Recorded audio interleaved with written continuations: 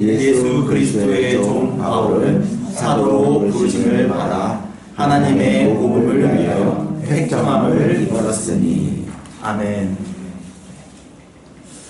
오늘은 그리스도 예수의 종이라는 제목으로 함께 하나님의 말씀을 나누고자 합니다. 이 하이델베르크 요리문답을 시작하기에 앞서 제가 이 교리 공부와 설교의 차이를 생각을 좀 해봤습니다. 그래서 성경 공부라면은 좀 자유로운 형식으로 공부를 할 수가 있거든요. 질문도 하고 대답도 하고 그리고 같이 성경 말씀 외에 다른 것들도 함께 나눌 수가 있는데, 설교라는 것은 하나님의 말씀을 있는 그대로 선포를 해야 되는 그러한 시간이기 때문에 어떻게 해야 할까 한 2주간 고민을 많이 했습니다. 그래서 좀 여러 성경을 이렇게 같이 이렇게 나누는 그런 시간도 좋지만, 성경을 몇 권 정해가지고 함께 우리가 그 성경을 중심으로 하이델베르크를 함께 공부해 나가는 것이 좋을 거라 생각이 들어서 일단 오늘은 로마서를 같이 한번 보면 좋을 것 같습니다. 제가 이 유인물을 뒤에도 놨던데 혹시 한 장씩 받으셨나요? 네, 뒤에 있으신 한번 이 유인물을 통해서 같이 한번 보면 좋을 것 같습니다. 그래서 일단 서론, 오늘부터 해가지고 서론을 같이 한번 나눌 예정이고요. 그리고 제1부는 죄와 비참함에 대해서, 그리고 제2부는 우리의 구속에 관하여, 그리고 다음 페이지 보시면은 제3부가 우리의 감사에 관하여로 이렇게 나눠져 있습니다. 그래서 어떻게 하면은 성경을 있는 그대로 설교를 하면서 이 하이델베르크 요리문답을 함께 나눌 수 있을까 고민을 하다가 제가 성경을 총 4권을 정해봤습니다. 그 2주간 하이델베르크 요리문답을 정말 많이 읽었거든요. 계속 읽고 하나님께 기도를 하면서 어떤 성경으로 이 하이델베르크를 나누는 게 좋을까 이렇게 고민을 하고 기도를 하면서, 네, 제가 발견한 사실이 하이델베르크 요리문답의 이 순서랑 로마서의 흐름이랑 굉장히 유사하더라고요. 그래서 우리가 하이델베르크 요리문답을 나가지만 이 요리문답의 기둥과 뼈를 로마서로 이렇게 잡아 나가면서 우리가 교리를 배우면 참 유익할 것 같다, 이런 생각이 들었습니다. 그래서 로마서를 통해서 우리가 일단 서론 부분을 한번 다뤄볼 예정이고요. 그리고 죄와 비참함은 로마서에 있는 1장, 2장, 3장 흐름을 그대로 가볼 생각입니다. 그리고 우리의 구속에 관하여 또 로마서의 흐름에 그대로 이어진대요. 5주일, 6주일, 7주일까지 로마서로 함께 쭉 5장까지 같이 한번 살펴보겠습니다. 그리고 사도신경은 삼위일체 하나님에 대해서 다루는데, 이 사도신경은 저희는 좀 도전일 수도 있지만 이사야서를 중심으로 삼위일체를 함께 나눠보면 참 좋을 것 같습니다.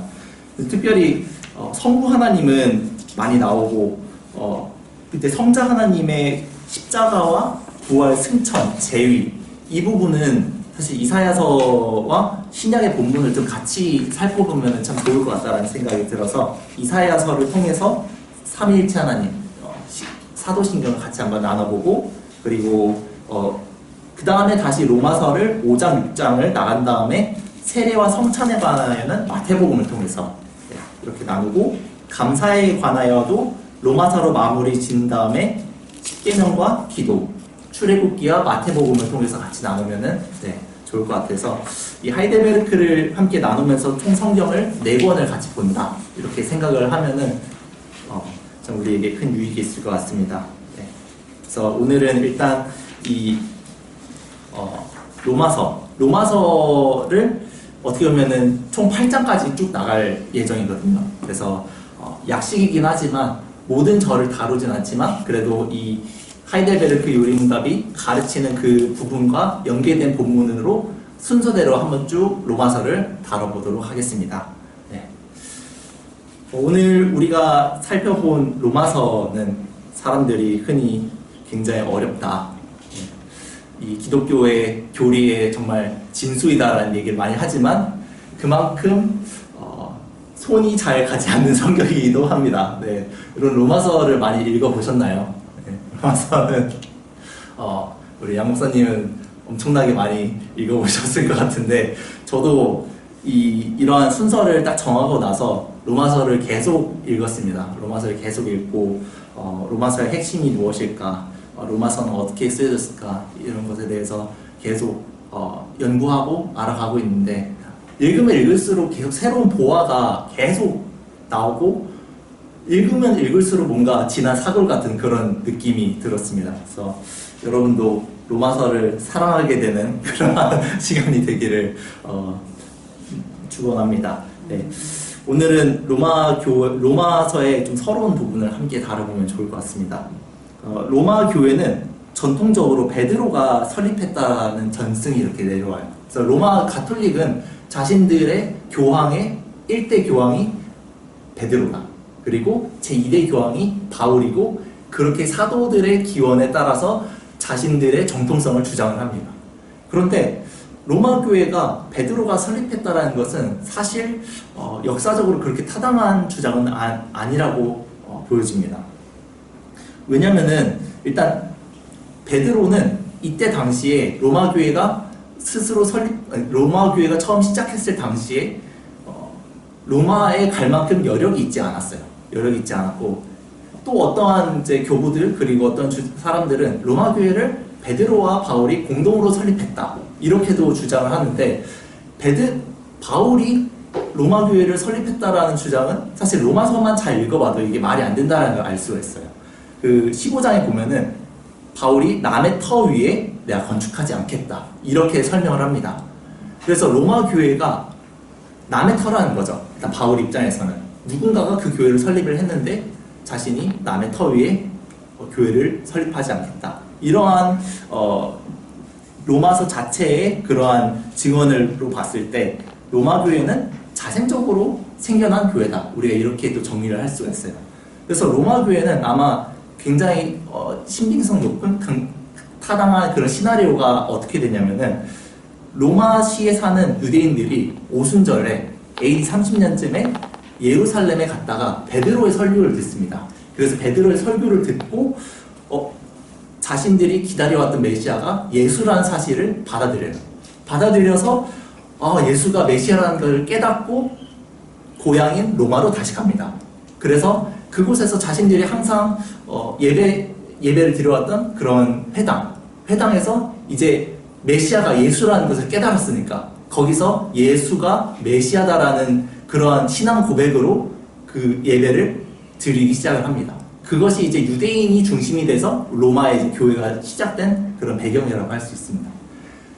그렇다면은 그래서 이 처음 로마 교회가 시작됐을 때는 유대인들이 주축이 돼서 뭔가 기독교 문화를 형성을 하고 예배를 드리고 그 중심에 회당이 있었고 그랬다가 로마서를 기록할 AD 57년, 그러니까 그때 당시에는 AD 30년이고 AD 57년쯤에는 상황이 많이 바뀌었다라고 합니다. 그래서 로마서를 바울이 언제 기록했느냐를 학자들이 연구해 본 결과 AD 57년쯤에 그리고 고린도에서 이 로마서를 기록했다라고 학자들이 얘기를 하는데 로마 교회가 자생적으로 탄생한 기독교인 만큼 처음에는 유대교 중심이었다가 그 로마서를 기록할 당시에는 이방인 중심의 그러한 교회의 성격을 띠게 됐습니다. 이게 로마서를 우리가 지금 제가 이렇게 역사적인 이야기를 계속 하잖아요. 이게 왜냐면은 이걸 모르면은 로마서를 이해를 할 수가 없습니다. 로마서가 왜 어렵게 느껴지고 왜 그냥 딱딱한 교리로만 우리가 이해가 되냐면요. 이게 바울이 분명히 로마서를 쓸 당시에는 이유가 있었어요. 로마서를 쓸 당시에 바울 스스로의 뭔가 동기가 있었고 당시 로마 교회에 어떤 문제가 있었는데 이러한 문제들을 해결하려는 그러한 동기가 있지 않고 그냥 자신의 신학 논문을 쓴 게 아니거든요. 그래가지고 이게 바울의 마음을 우리가 이해를 하려면은 그 당시에 로마 교회가 어땠는지 그리고 당시에 바울은 어떠한 상황 가운데 이걸 썼는지를 알아야지 로마서를 우리가 딱딱하게 이해하지 않고 정말 하나님이 주신 말씀 그대로 우리가 받을 수가 있습니다. 그래서 이 로마에 대한 역사를 쓴 사람들이 굉장히 많습니다. 그 중에 역사가 중에 수에토니우스라는 사람이 클라우디우스 황제에 대해서 쓴 전기가 있는데요. 그 전기에 보면은 클라우디우스 황제가 로마에서 유대인들을 다 추방을 시켜버립니다. 추방을 시켜버리는데 왜 추방을 시켜버리냐? 당시 유대인들이 막 자꾸 분란을 일으키고 분쟁을 일으켰다는 거예요. 왜냐? 알아보니까 크레스투스라는 사람이 시켜가지고 자꾸 유대인들 사이에 분쟁이 일어나고 말다툼이 일어났다는 거죠.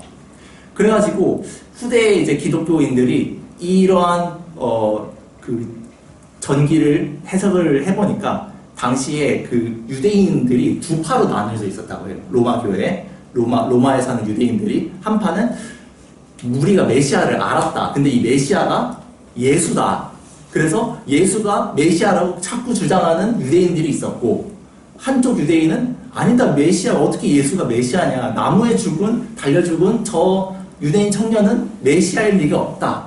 이렇게 해가지고 양측이 자꾸 대립해서 싸운 그런 이제 격렬한 논쟁들이 많았는데, 클라우디우스 황제가 보니까 왜 자꾸 유대인들이 거리에서 난동을 피우느냐, 다 쫓아내라, 이렇게 된 거죠.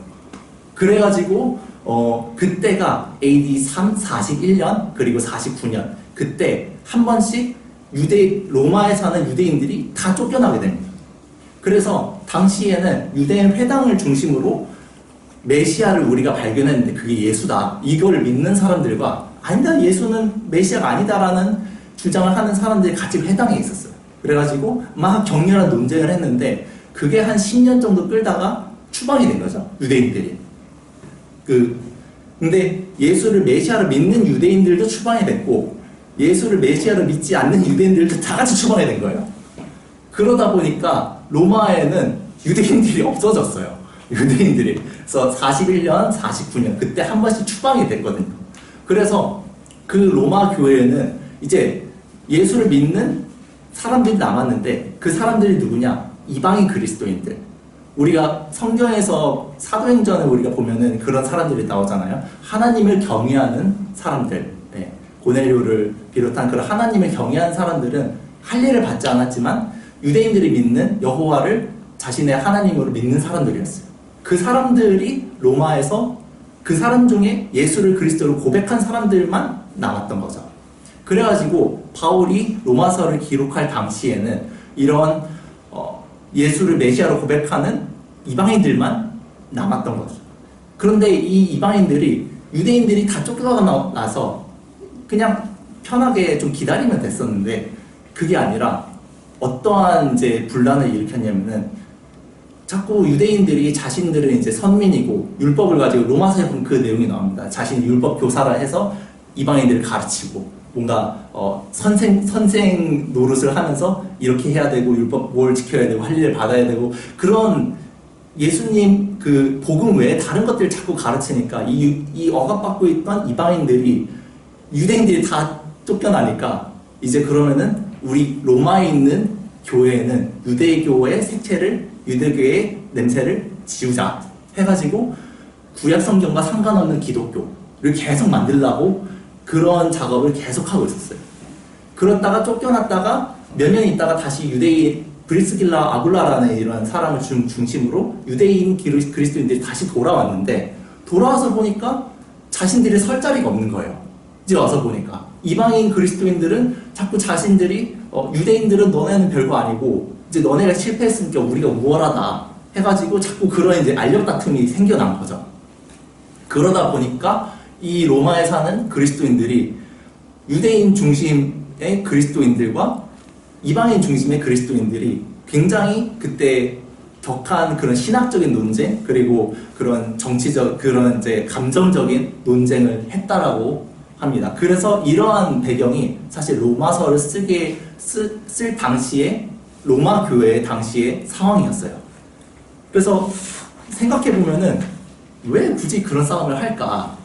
그런데 우리도 여러분들 교회를 여러 군데 이제 다녀보셨잖아요. 저도 한 2군데, 3군데 이렇게 큰 교회를 거쳐서 여기까지 왔는데 싸우지 않는 날이 없어요. 교회는 항상 싸웁니다. 네.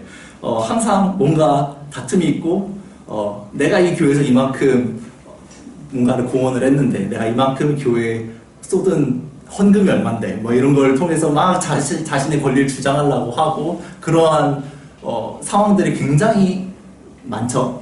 네, 교회 생활을 하다 보면은 저도 그런 경험을 좀 많이 했는데 하다가 그래서 전도사라는 것도 사실 하기 싫었어요. 하기 싫었는데 내가 그런 저런 교회에서 왜 말씀을 전해야 되지? 이런 생각을 청년 때 굉장히 많이 했었는데 그것보다 더 크신 하나님의 은혜 그리고 복음이 무엇인가를 하나님이 깨닫게 해주셔가지고 이제 이 자리까지 오게 된 것 같습니다. 어쨌든 어느 교회나 다 문제가 있었는데 로마 교회도 당시 이런 문제가 있었다. 네, 이런 것들 우리가 알면은 너무나도 로마서를 이해하는데 참 좋습니다. 그래서 당시에는 유대인 그리스도인들은 선민의식 그리고 교만함이 있었고 이방인 그리스도인들은 유대교 사람 그리스도인들이 너무 자신들이 우월하다고 교사로서 율법을 가지고 막 정죄하고 막 가르치려 하고 왜냐면 하나님 말씀 잘 아니까 그러다 보니까 억눌려 있다가 이제 자신들이 다수가 되고 권력을 잡으니까 이제 권력 싸움을 하게 됐다. 네. 그렇다면은 바울이 이 AD 57년에 바울은 어떠한 상황이었는가? 이걸 우리가 또 생각을 해봐야지 로마서를 이해하는데 도움이 됩니다. 바울이 로마서를 썼을 때 바울 자신은 3차 전도 여행을 마무리하고 그때 이제 교회 대표들 당시에 이제 이방 교회들의 대표들과 함께 예루살렘으로 돌아갈 준비를 하고 있었어요.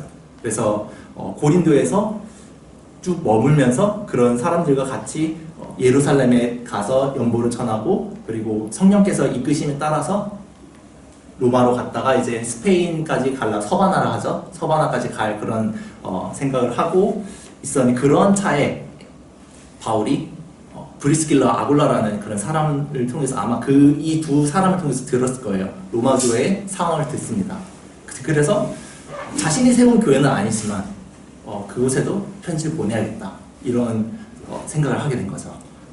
그래서 바울이 25년 정도 시간을 지중해 동부 지역에서 교회를 계속 개척하는 사역에 전념하고 있었는데 이제 드디어 그러한 이제 실질적인 열매, 이런 연보란 열매를 통해서 예루살렘으로 갈 준비를 하고 있었어요.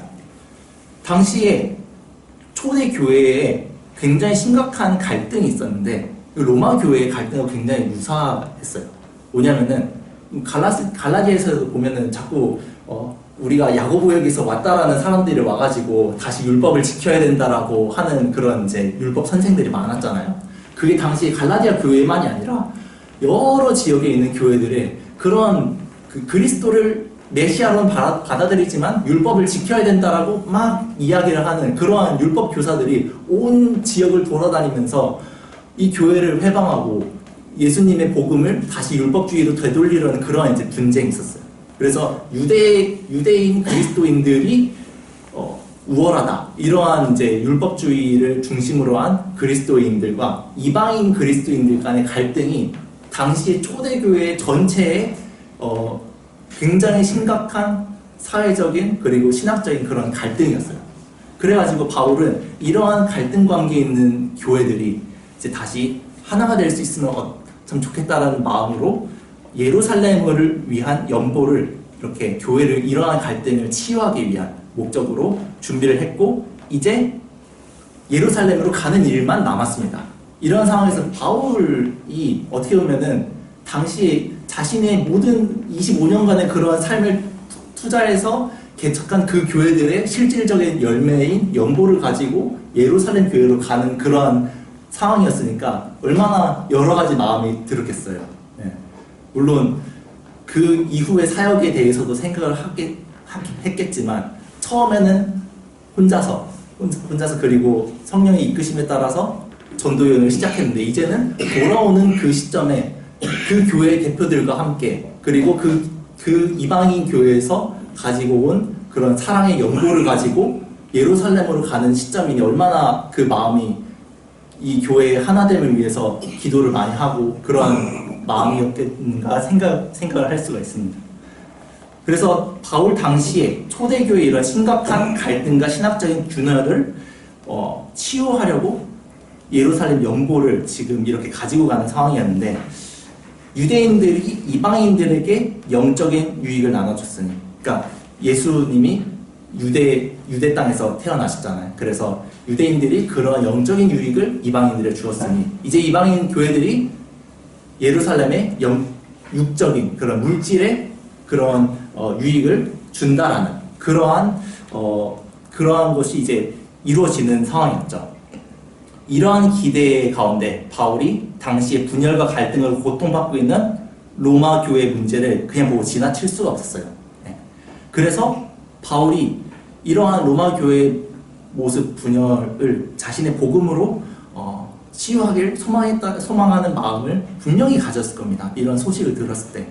그래서 많은 바울이 로마서를 쓴 동기, 그런 목적이 굉장히 많이 있지만, 저는 개인적으로 이러한 바울 당시의 정황, 그리고 로마 교회의 상황, 그리고 당시 초대교회의 그러한 유대인과 이방인 그리스도인과의 갈등을 치유하고자 하는 그러한 상황 가운데 바울이 이러한 회복의 마음을 가지고 로마서를 쓰지 않았는가, 저는 이러한 생각을 하게 됐고, 로마서를 계속 읽으면서 그러한 마음이 저는 많이 들었습니다. 그래서 학자들마다 여러 설이 있지만, 저는 이것이 자연스러운 그리스도인으로서 바울이 로마 교회에 쓴 편지를 쓴 이런 동기가 아닐까, 이런 생각을 하게 됐습니다. 그래서 바울이 이러한 갈등과 분열을 자신의 복음으로 치유하기 위해서 복음을 체계적이고 논리적으로 설명을 했습니다. 처음에. 그래서 자신의 복음이 어떠한지를 쭉 설명을 하고, 그 복음의 원리에 따라 교회의 분열과 갈등을 어떻게 치유해야 하는가. 로마서를 쭉 보시면은 이방인과 유대인이 굉장히 많이 나옵니다. 그래서 먼저는 유대인에게요, 그 다음은 이방인에게라. 이런 것들이 우리가 이런 배경을 모르면은 이해를 할 수가 없어요. 당시에 이방인 그리스도인들이 유대인들을 지우려는 그런 움직임이 있었기 때문에 바울은 자신이 유대인이고 복음이 유대인들로부터 낫다라는 것을 계속 강조를 해야 됩니다. 그렇지만 유대인들이 자꾸 선민의식을 가지고 교만하게 율법의 교사로서 이렇게 행하니까, 너희가 율법의 교사로서 율법도 지키지 못하면서 어떻게 너희가 남을 가르치느냐, 이방인이나 유대인이나 다 똑같다, 이거를 이러한 배경 속에서 로마서를 쭉 읽어보면은, 여러분들이 이제 로마서가 단순히 그냥 조직 신학서가 아니라, 물론 기독교의 엄청난 교리들이 다 들어있습니다. 다 들어있지만 그럼에도 바울이 이러한 상황 가운데 이걸 썼다라는 것을 알고 읽으면은 바울의 마음으로 이 로마서를 읽을 수가 있습니다. 자, 오늘 말씀으로 들어가서 말씀 1절을 보시면은 주 예수 그리스도의 종 바울은이라고 나옵니다. 바울은 자신이 로마서를 썼다라고 주장을 하는데, 이거는 이견이 없어요. 다 로마서는 바울이 썼다, 이렇게 인정을 합니다. 비록 서기관인 더디오가 바울의 말을 대필했지만 그것은 단순히 받아쓰기를 한 거거든요. 그래서 바울이 이야기를 한 것을 받아 썼기 때문에 이것은 반드시 분명히 바울이 썼다, 이렇게 우리가 생각할 수 있습니다. 자, 바울은 자신이 주 예수 그리스도의 종이라고 밝힙니다. 처음에 인사말 중에 주 예수 그리스도의 종, 이 처음에 나오는 부분이 굉장히 중요합니다. 자신의 정체성을 지금 이야기를 하는 거거든요. 그래서 자신이 사도이고 많은 그런 이제 복음의 열매들도 많이 맺었고 그렇지만 자신은 종이라는 정체성을 처음에 밝힙니다. 근데 이 문장을 헬라어로 보면은 예수 그리스도의 종 바울이 아니라 바울이란 말이 먼저 나오고, 그 다음에 예수 그리스도가 아니라 그리스도 예수, 이렇게 나옵니다. 그리스도 예수. 이게 무슨 말인가? 저도 사실 청년 때, 그리고 어렸을 때는 예수 그리스도나 그리스도 예수나 뭐가 다른가 이런 생각을 많이 했죠. 그래서 예수 그리스도는 그리스도 예수나 똑같은 거 아닌가, 이렇게 생각을 쉽게 했지만, 사실 그리스도가 먼저 나온다는 것은 좀 큰 의미가 있습니다. 그래서 헬라어로 성경을 보면은 성경이 기록된 그대로를 볼 수 있기 때문에 더 정확하죠. 그 일반적으로 이때 당시에 많이 사용하는 용어가 예수 그리스도. 예수가 먼저 나오고 그리스도가 먼저 그 다음에 나오는데, 그리스도 예수 이렇게 얘기한 거는 뭔가 바울이 뭔가 강조를 하고 있다라는 의미로 우리가 받아들일 수 있어요. 그런데 우리가 당시 이 편지를 처음 받았을 때 유대인들을 그 독자들 생각해 보면은 유대인도 있었고 이방인도 있었지만, 이 이방인도 당시의 성경인 70인역을 읽고 있었던 사람들이에요. 듣고 예배를 드리고 있었던 사람이죠. 그래서 이 당시에 뭔가 강조가 그리스도에 딱 찍혀있다는 걸 들었을 때 이 사람들은 자연스럽게, 그리스도 하면 이 사람들은 자연스럽게 메시아로 여겨지거든요.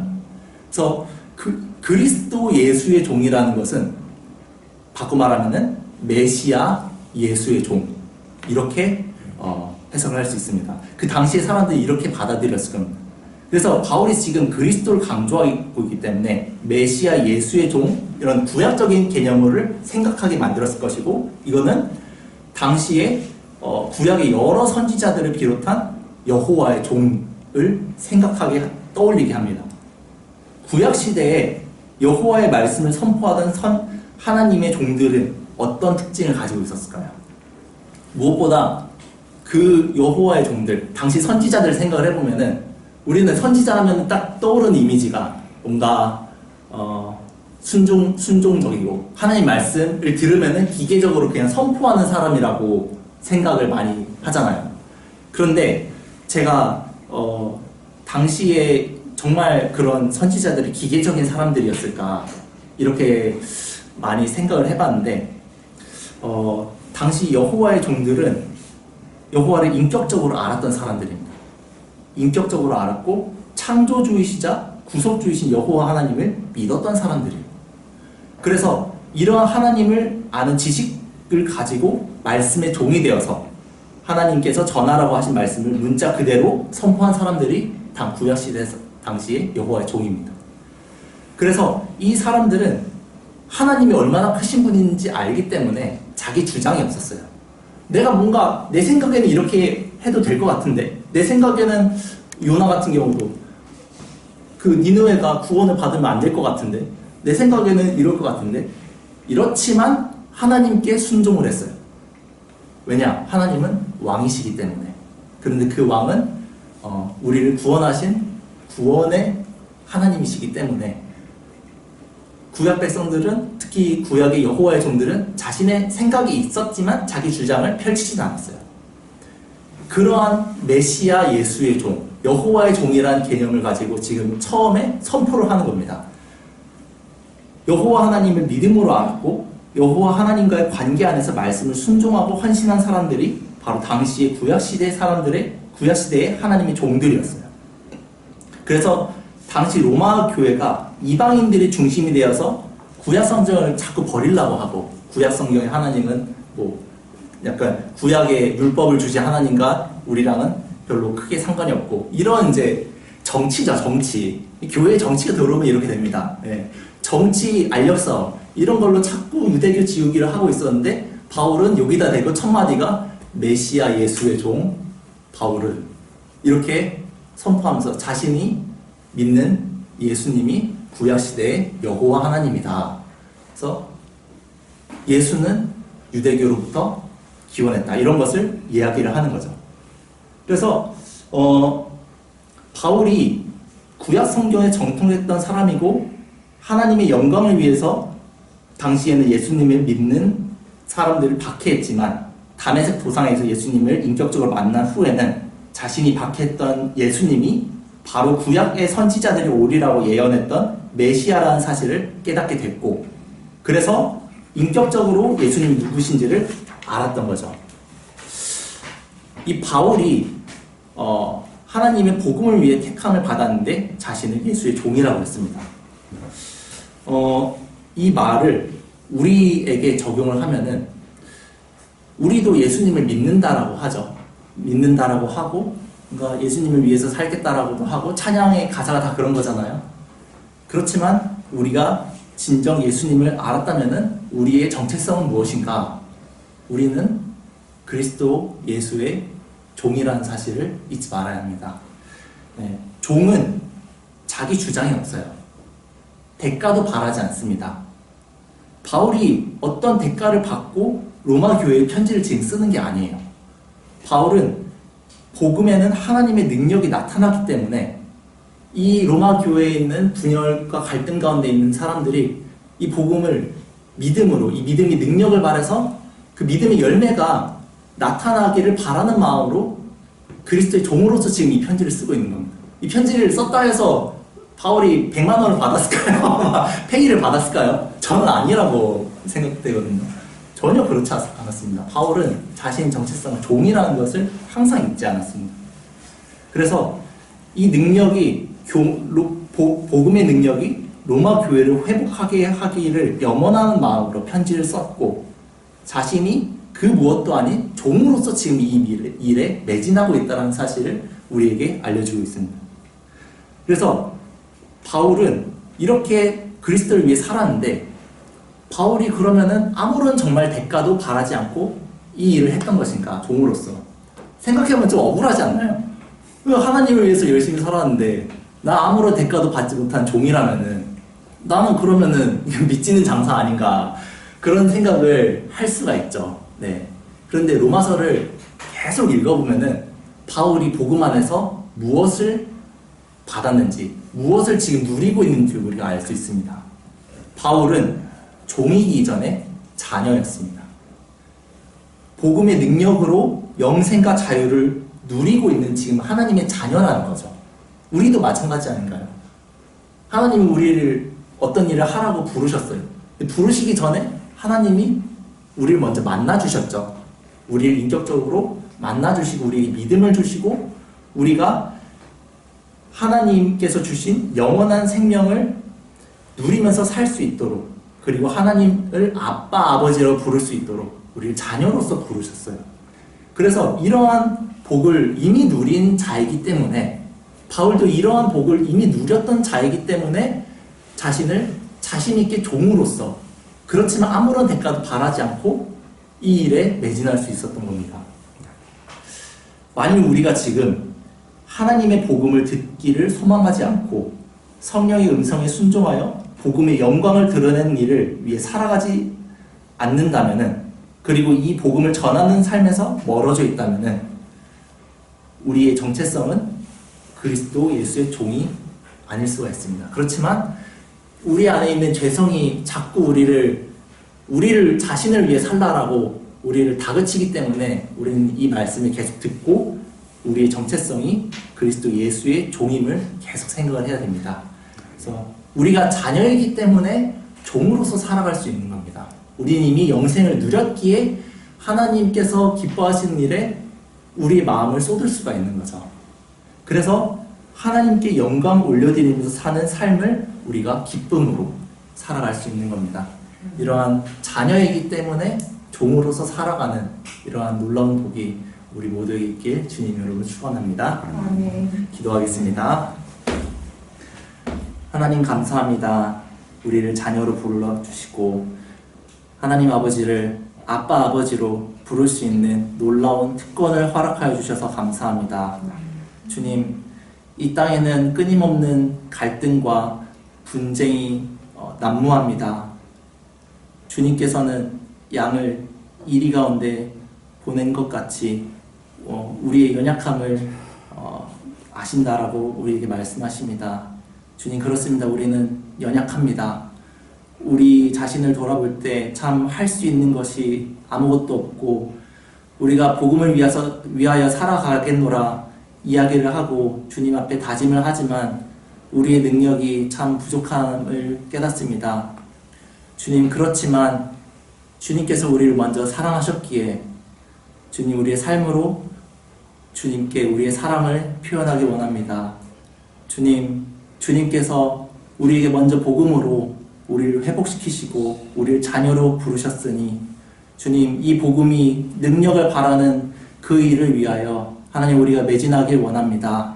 그리하여 우리 자신은 없고 우리 자신의 어떠한 것은 드러내지 않고 십자가에 달려 죽으신 주 예수 그리스도의 복음만이 우리의 삶을 통하여 그 능력이 나타남을 우리가 목도하게 하여 주시고 우리가 그 일에 종으로서 사용되게 하여 주시옵소서. 감사드리며 예수님의 이름으로 기도합니다. 아멘.